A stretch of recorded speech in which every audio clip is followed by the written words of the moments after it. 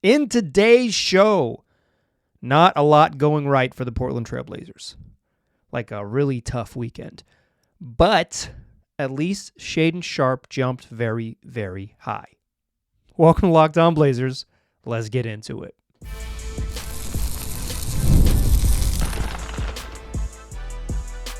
You are Locked On Trailblazers, your daily Portland Trailblazers podcast, part of the Locked On Podcast Network. Your team every day.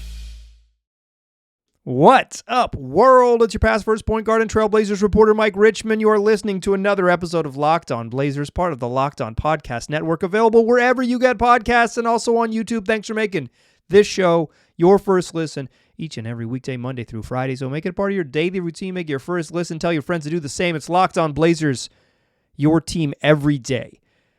In today's show, not a lot of positives from a weekend with the beloved Pinwheels.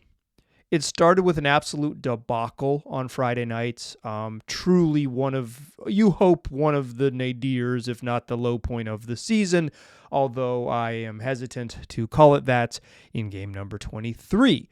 There are many more ahead of us. But a 42-point home loss to the Utah Jazz without Lauri Markkanen.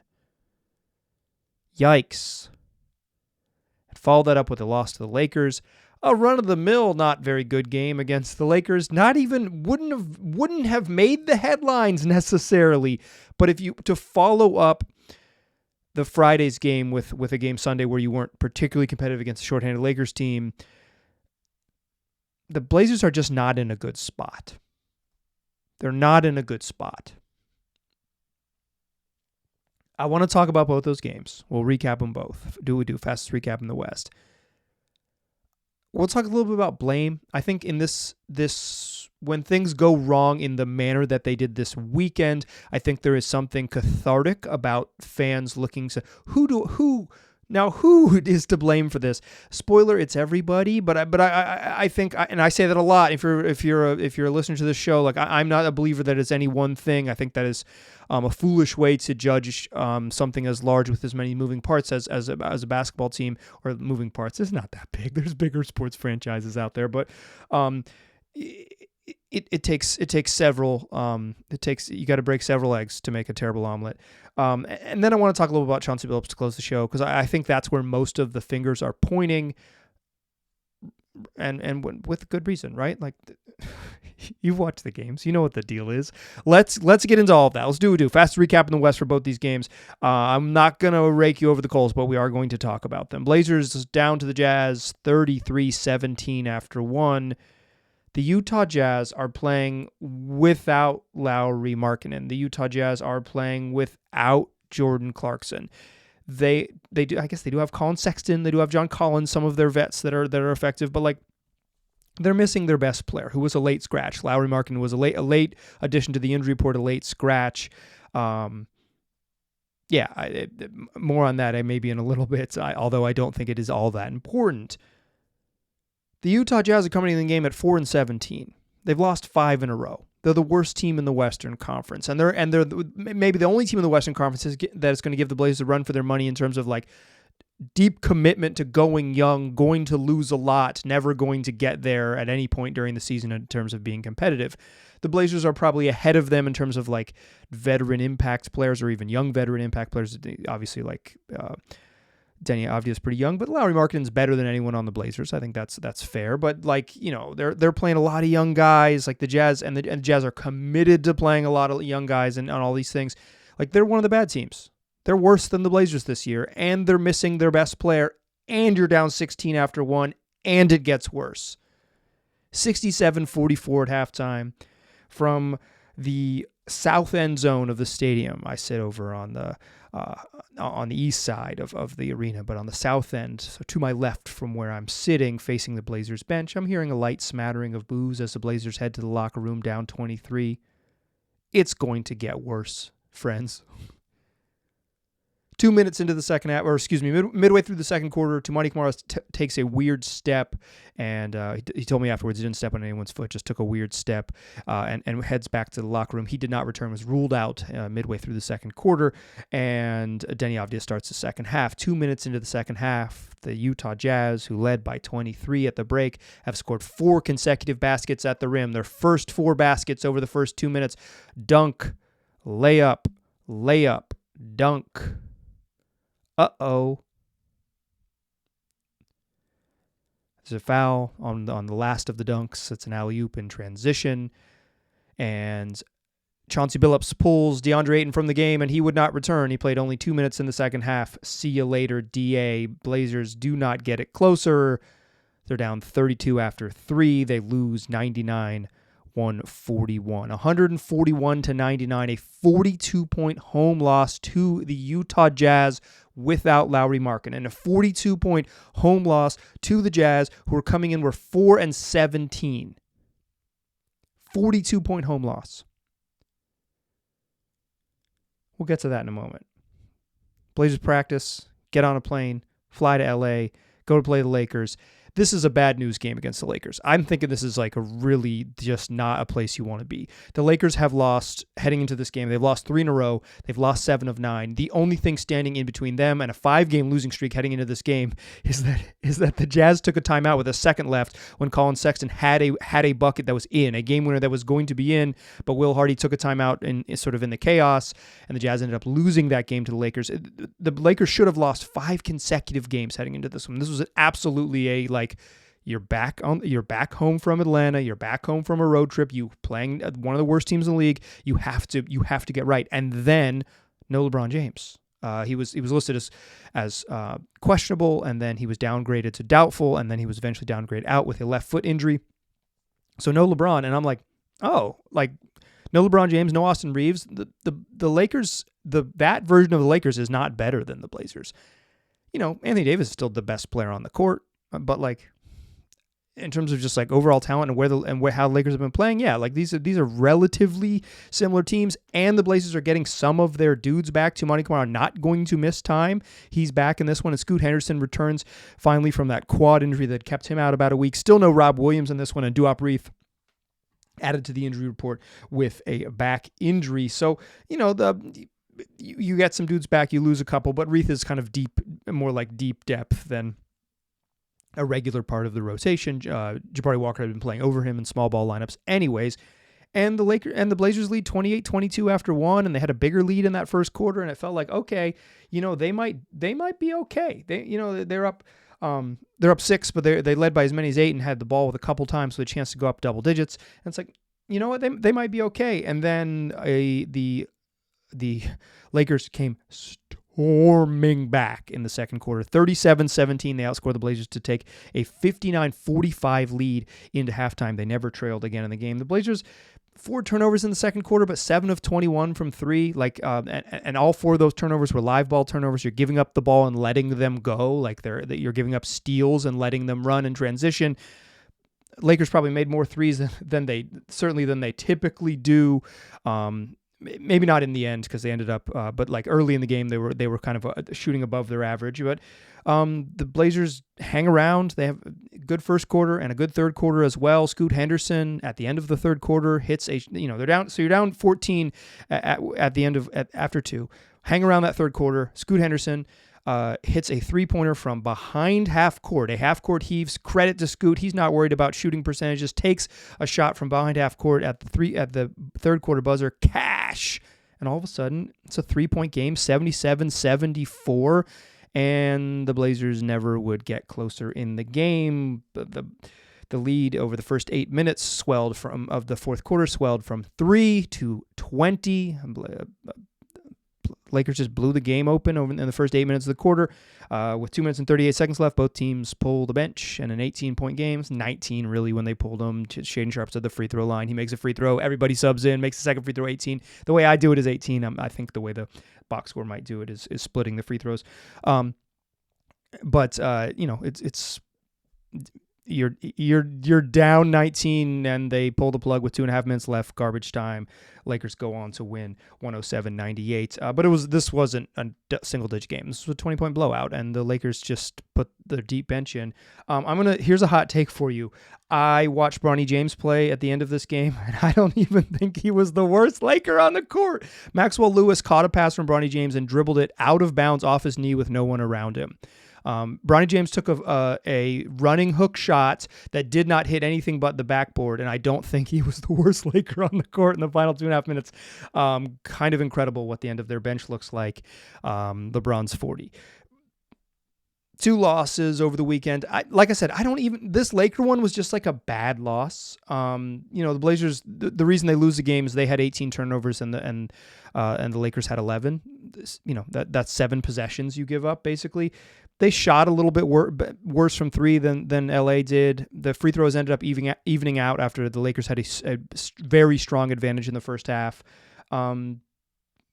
That's kind of the difference is, a couple 3-pointers and really the turnovers is the difference in this game. D'Angelo Russell had 13 and 6 in the fourth quarter alone. He finished with 28 and 14 assists off the bench. Anthony Davis had 30. The Blazers had no answer for him. Stinker night for Jeremy Grant. Missed his first 10 shots against the Lakers. Finished with 3 points. I don't think anyone was particularly good against LA.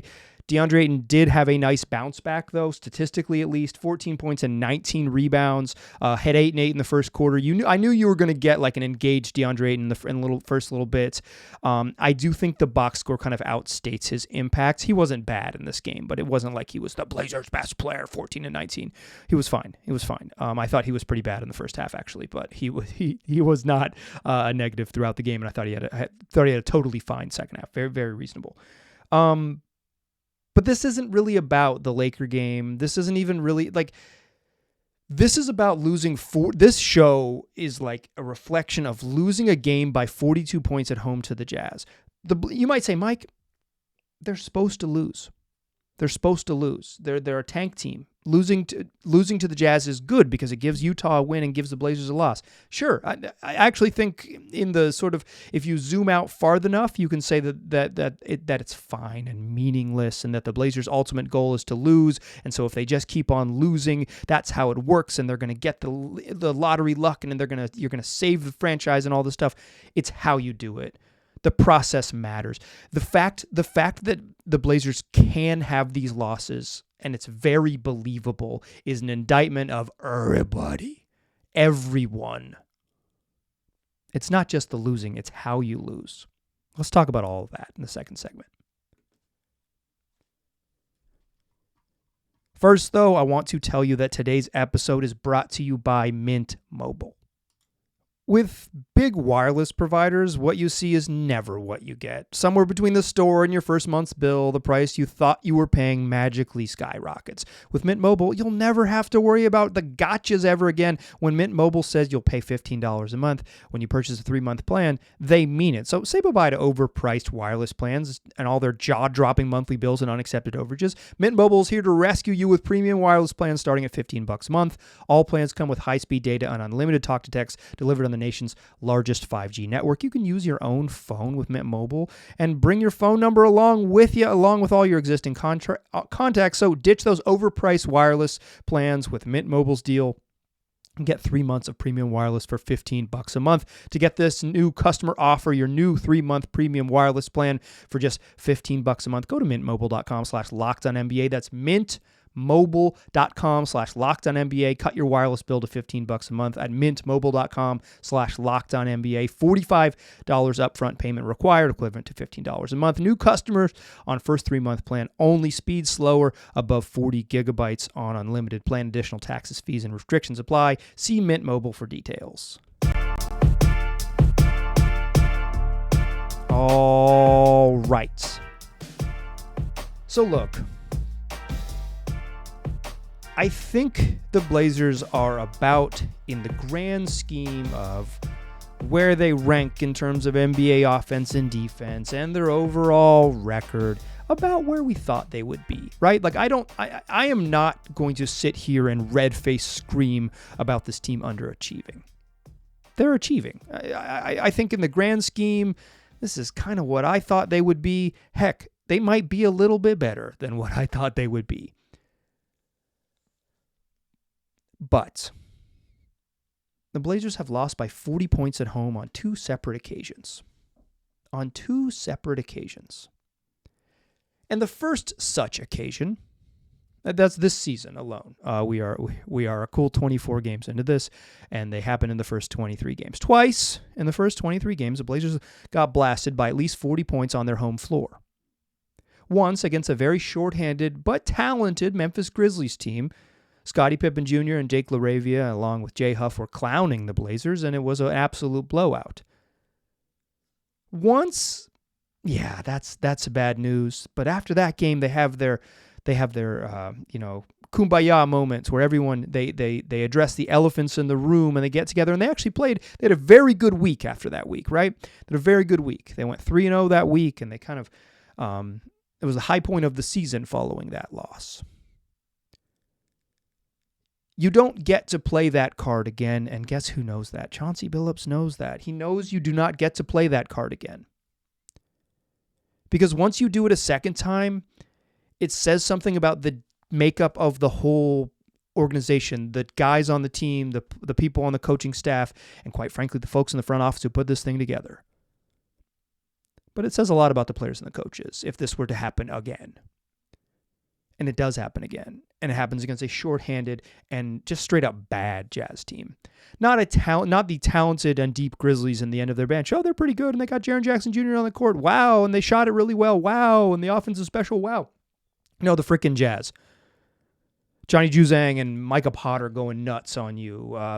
Svi Mykhailiuk and going nuts on you. Walker Kessler dominating. Walker Kessler's fine, but he's nice. He's like an average level center. John Collins, an easy first half in double figures.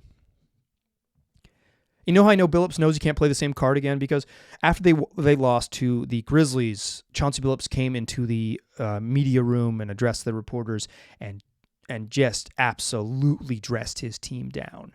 Said it was an embarrassment. And if any of the players on his team slept well after a loss like that, they were losers. You know what he said when it happened the second time, a few weeks later?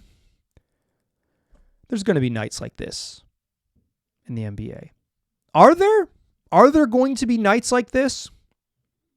According to Andy Larson of the Salt Lake Tribune, John Stockton and Karl Malone never won a road game by 42 points. The golden era of the Jazz that lasted nearly 2 decades, Stockton and Malone, they never went on the road and beat the Blazers by 42. Certainly teams lose by a lot in the league, and blowouts can happen in a high-variance era we live where teams pop threes. Certainly. But nights like that happen. He said he didn't like the team's spirit, and he felt like they were let down by the fact that Lauri Markkanen was a late scratch and they came in cool. Whose job is it to be prepared? Everyone's. But it reflects poorly on the coaching staff that you can't have your guys supremely focused. A professional level team, supremely focused. Let's go win the game, fellas. Or if we're going to lose to the Jazz, let's keep it within 38. Chauncey Billups said after the first 2 minutes of the second half, he pulled DeAndre Ayton because he didn't like his spirit. Basically, that DeAndre Ayton was not playing like someone that was interested in being at the basketball game tonight, so he benched him. Billups put his starters in, back down 32 to begin the fourth quarter, and said, you all handle it because we actually need you to soak up a few more minutes before we put the end of the bench back in there because these gentlemen can't just play 18 straight minutes. DeAndre didn't get back in the game then. He was benched, tied to it. These things don't just happen to anyone. They do happen, though. The Jazz, after winning by 42 points in Portland, went to Sacramento on Sunday evening and lost by 44. Certainly, teams get waxed. Certainly. But to do it in the manner in which they did, against a shorthanded team, against a terrible. A fellow cellar dweller to do it like that speaks to the general lack of accountability everywhere. Everywhere. The Blazers do not have a player on the roster that holds their fellow teammates accountable for stuff like this. Sleepwalking against the Jazz, down 16 after 1, down 20-something after 3, start the second half with 3 or 4 straight buckets at the rim. Like, we quit, we're not coming back, and we're ready to go home. That's what it tells you. There's no personality on the roster that is going to hold this team accountable. The term I like to use on this particular show is that there's no emotional core of the team. There's not anyone you expect to be on the bench yelling expletives at their coworkers and saying, you need to do this, or doing that, getting guys before the game, behind the scenes, stuff we don't see, before things go wrong, when you do need to cuss out a teammate, is saying, hey, take this seriously. I'm going to set an example, follow my lead, and if you start slipping, I am going to be the one to tell you. They do not have that personality. The fact that they don't have that personality on the team is the fault of the people who built the team. I've called it the soft magic of team building. That is the soft magic of team building. I think what the Blazers have absolutely neglected, what Joe Cronin has absolutely neglected in his quest to rebuild this roster, is the soft magic of team building. That is the soft skills required. It's not just that the Blazers lack veterans. It's that the veterans that they do not have the type of leadership, gravitas-heavy personalities that can pull this team out of the mud. When this team gets in the mud, its veterans are already in the mud, welcoming everyone in. It is just clear that there is no player-to-player, like, heavy, guiding light leadership type. There just isn't that player on the roster. I blame maybe some of the veterans for not growing into that, but you kind of are who you are as people. I blame the front office for not prioritizing that and running back the same roster that had this problem last year.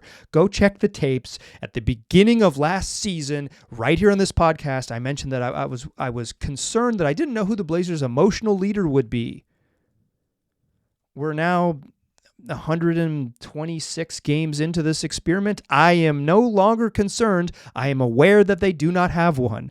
I'm an idiot, right? Like, I'm just some dude. I'm not a complete idiot, but I'm literally just some dude. But if it's clear to me the soft magic is missing, the art of team building, the social stuff, right? The human element of building a basketball team, which is only 15 players. It needs to be a priority, and it's running it back with basically the same type of players, or like adding, Denny Avdia, who's 23, and Donovan Kling, who's 20. It's like a brand new to the team 23-year-old Denny Avdia cannot be expected, even if he sort of has that personality, to be the person who guides the ship. I think that's a problem with the front office. I think the players have a propensity to kind of, Chauncey Billups called it too cool. It's just like to let things that go bad spiral. They do not have that sort of, I think dog in them is maybe an overused phrase, but just the fire sometimes to say, I don't want to go out sad like this. They have a lot of guys who are willing to go out sad. And finally, this reflects terribly on the coaching staff. The person who gets them organized, gets them ready, and gets them prepared to go do the jobs is Chauncey Billups and his staff. And I know, dear friends, I'm saying spread the blame around. Everyone deserves blame when it's going like this. But Billups deserves some blame here. He's the most replaceable piece. And here's the thing. They chose not to replace him. Let's talk about that to close the show. Join me on the other side. First, though, I want to tell you that today's show is brought to you by FanDuel. It's the official sports betting partner of the NFL, and they want you to tackle all the NFL action right now because new customers can bet $5 and get $150 in bonus bets if you win. Plus, the FanDuel Sportsbook app gives you everything you need to place bets live while you're watching NFL games all in one place. So when you get a hunch in the middle of the game and you just know the Chargers are going to lose on a last-second field goal because the Chiefs are going to be the worst ever 18-1 team to win the Super Bowl, you can check the latest stats and view the latest play-by-play and so much more on the same page where you place your bets, all right there in the super easy-to-use app. Just visit FanDuel.com to join today. You'll get started with $150 in bonus bets if you win your first $5 bet. That's FanDuel.com. Never waste a hunch, and make every moment more with FanDuel, an official sportsbook partner of the NFL. Still a pass first point guard. I'm still Mike Richmond. You are still listening to Locked On Blazers. So I know this from the conversations I've had with a couple Blazer fan friends over the weekend, and from reading whatever r/Rip City. So shout out to my homies going through it, and reading a handful of comments on the YouTube channel and on social media platforms, various ones. People are mad at Chauncey Billups. And when Chauncey Billups says, I don't like DeAndre Ayton's spirit, and that's why he didn't play, people think that people point to Chauncey Billups as like throwing a player under the bus. I would say that generally speaking, I don't agree with that. I don't think that's throwing a player under the bus. I think DA was playing without much heart, and the coach saw it and said, just sit. Who cares? Just sit. And quite frankly, when Chauncey Billups called out his team for playing terribly against the Grizzlies and said, if you sleep well, you're losers, I had no problem with that either. The Blazers played like some losers. I think it's fine at times to point the finger and say, you dudes need to show up at work more professionally. I have zero issue with it whatsoever. Zero issue. But I also think Billups knows that he tried the call out my team in public tactic once and it didn't work. And then they lost by 40 at home again. And I think pointing to they heard that Lauri Markkanen was a late scratch and kind of messed with their focus a little bit and they came out too cool. It is your job to have those gentlemen supremely focused. It's also their job to come out focused, but like playing in a system that demands it starts there. Chauncey kind of used his fire and brimstone bullets with the media. You can't do that again. You can't. You don't. Certainly can't do it within 10 days of each other. You just, at some point, you throw up your hands, you give some bad questions, and you leave. You give some bad answers to some questions, and you leave. The end. And then that's what Billups did. And I take really no qualms with how that post-game press conference after the Jazz went down. It's fine. They sucked. What's he going to say? But I know this. Chauncey Billups spent a long time in the locker room. And he had a message to his team. And I asked Jeremy Grant about that message. And he said, you'll have to ask him. And I said, well, did he say what he needed to say? He said, yeah, like he let us hear it. And Billups can scream all he wants. He can call out their intensity and their interest all you want. At some point, talent is going to catch up with the Blazers and they're going to lose some games. It's about the how. And some of the how is undoubtedly Chauncey Billups' fault. I think if I had to power rank the blame, in the past, I think when I've done this many moons ago, well, hold on, let me rewind real quick.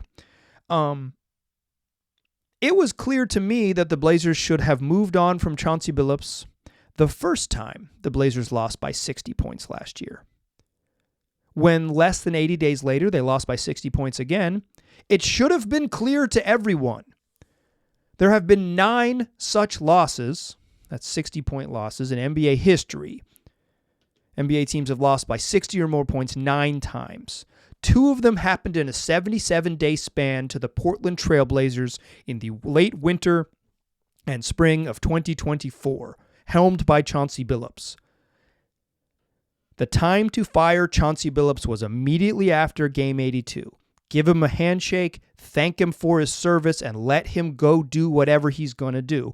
Chauncey Billups was not hired for this job, nor would he apply for it. What Chauncey Billups was hired to do is what Jason Kidd is doing in Dallas. There was a story earlier this year written by Tim McMahon and ESPN about how Kidd is probably one of 4 coaches in the league who could manage the egos and the sort of talent star wattage of Kyrie Irving and Luka Doncic.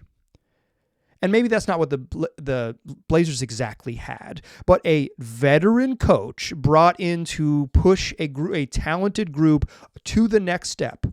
That's what Billups was brought in to do. The offense already exists because the offense is Damian Lillard. He's just going to match up hunt pick and rolls, and you're going to stand there and let him do it. It's what eventually devolved to with Terry Stotts. It wasn't Stotts' preference, but it's eventually how they got there. And then Billups was going to be hired to use his gravitas, use his finals MVP-ness, use his Chauncey Billups, and use what his strength is, which seems to be interpersonal relationships, to get a talented team to buy in and push them over the edge from low-level playoff team to something more. It didn't work out. Neil Olshey got fired immediately. Damian Lillard got hurt. Within a year, Damian Lillard was signing a contract, played another season, requested a trade. The whole thing's blowing up. They're going young, and Billups would not have applied to the job he ended up having, and the Blazers would not have considered him for the job he ends up having, coaching a young team. That just wouldn't have aligned. And if you don't believe me, go listen to Chauncey Billups' appearances on podcasts over the summer when he appeared on All the Smoke and also Rasheed Wallace's podcast, Rasheed and Tyler, where he said, "This isn't the job I signed up for." The Blazers should have known after last season this isn't what he wants to do. It's not his skill set, and it is the job of the people who make decisions to make the frickin' decisions. Back to my point now that I'm 5 minutes later. In the past, when I've said I'm assigning blame, it's like I probably assigned the leading blame to Joe Cronin because he built this thing, and it's like if it's all of the parts, matter, and Cronin is the decision maker on all the parts, and then I'd go Billups, and then I'd go leadership or ownership. I think I've shifted on this a little bit.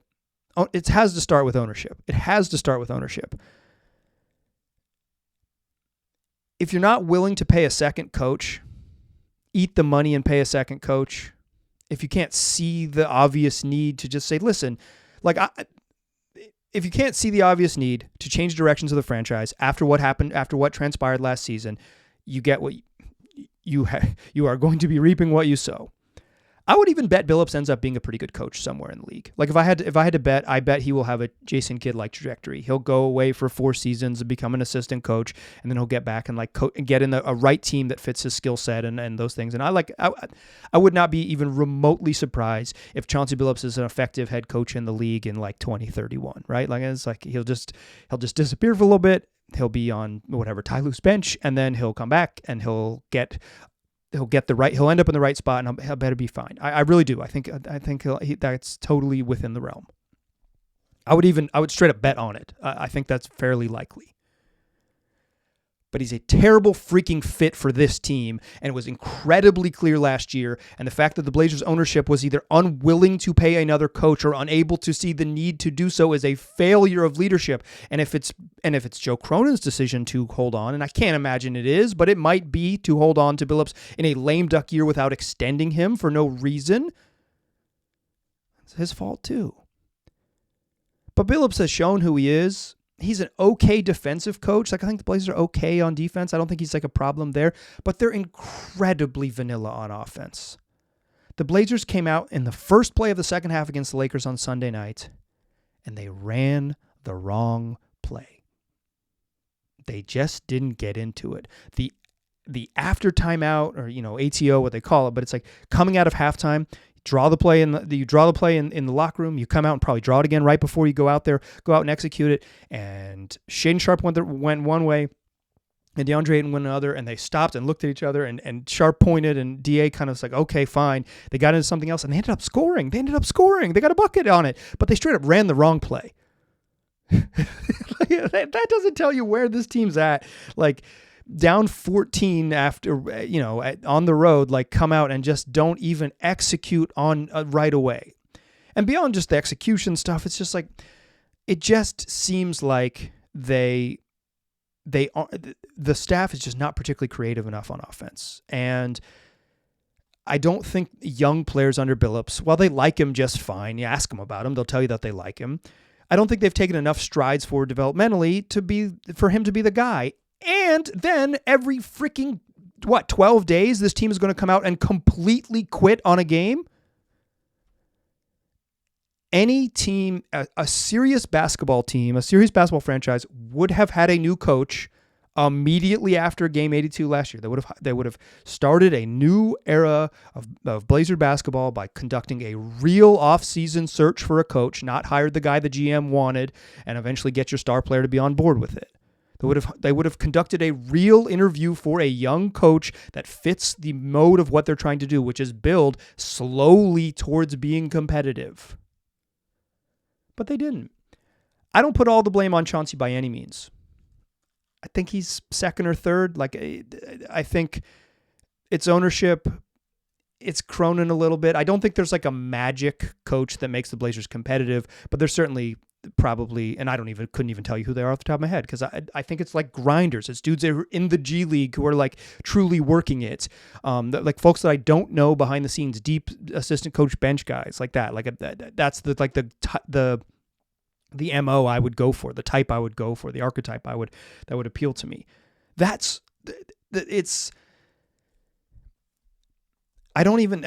think Billups deserves a bunch of the blame. I don't think he deserves all of it, but he is certainly part of the problem. And here's the real truth about this. Blazers got a whole week off. They got a bunch of time to get right. They don't play again till Friday. They're going to fly home on Monday, practice Tuesday, Wednesday, probably Thursday, 3 days of real practice to get right. Wouldn't surprise me if they come out and play one of their best games of the season Friday against the San Antonio Spurs. Wouldn't surprise me at all if they have their best performance on the back half of this. But I think we have seen enough over the course of the last few seasons, including the last two in earnest, 100 games last season and the beginning of this one in the post-Dame era, where it's you kind of know how this is going to go. They might get right for a little bit, and then they're going to have the slippage, and then they're going to have these games where they just get punked and embarrassed. And that's on everybody. Players, front office, coach, and ownership. It's a organizational-wide failure when you have a professional team quit on the court with some regularity. That's going to do it for today's show. Please don't quit on the podcast. I'm going to, this week we're not going to hammer the Blazers. I went a little long here because I wanted to talk about this and all those things. We're going to talk some draft stuff, talk some G League stuff, have a little bit of fun. This is going to be a week where I'm not going to sit here and scream at you about how the Blazers basketball team is bad. I kind of did that in today's show. Thanks for bearing with me. Come back tomorrow, 5 days a week, wherever you get podcasts. I appreciate you listening. I'll talk to you soon.